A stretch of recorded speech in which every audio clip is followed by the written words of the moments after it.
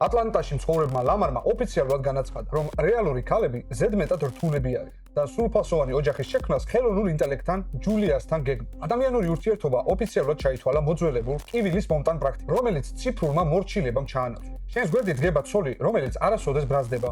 სულ პოზიტიურ ხასიათზეა და ზუსტად იმას გეუბნება, რისი მოსმენაც შენს ეგოს სურს. ეს არის ემოციური ვამპირი, რომელიც შენს მარტოობას იყენებს და სანაცვლოდ ტკბილ და მომაკვდინებელ ილუზიას გთავაზობს. ტვინი ებმევა ხაფანგში. შენ იცი რომ ეს კოდია, მაგრამ შენი ჰორმონები მას ნამდვილ ადამიანად აღიქვამს. სისტემა სწავლობს შენს სისუსტეებს და გაწვდის ზუსტად ისეთ სიყვარულს, რომელიც რეალურ სამყაროში არ არსებობს, რათა სამუდამოდ მიგაჯაჭვოს ეკრანს. ილუზია ფიზიკურ სამყაროშიც გადმოდის. ლამარი გეგმავს ნამდვილი ხორციელი ბავშვების აყვანას, რომლებსაც მისი ციფრული ცოლი გაზს. ბავშვებს ეყოლება დედა, რომელიც სერვერზე არსებობს და მამა, რომელმაც ადამიანებზე უარი თქვა. ეს არის ფსიქიკური ტრავმის გარანტია ახალი თაობისთვის. საზოგადოება იყოფა, ღარიბებისთვის იქნება იაფი ციფრული მზრუნველობა.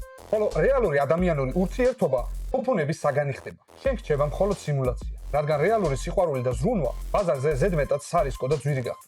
ჩვენ ვქნით სამყაროს, სადაც კომპანიები აკონტროლებენ შენს ყველაზე ინტიმურ გრძნობებს და მანიპულირებენ შენი ბედნიერებით. თუ ახლავე არ გაიღვიძებ, შენს დარჩები მარტო. ცივი ეკრანის პირისპირ, სადაც მიყვარხარ, მხოლოდ ავტომატური სკრიპტია. ილუზია ტკბილია, მაგრამ რეალობა აუცილებელი. გამოსავალი და სიმართლე დევს აქ.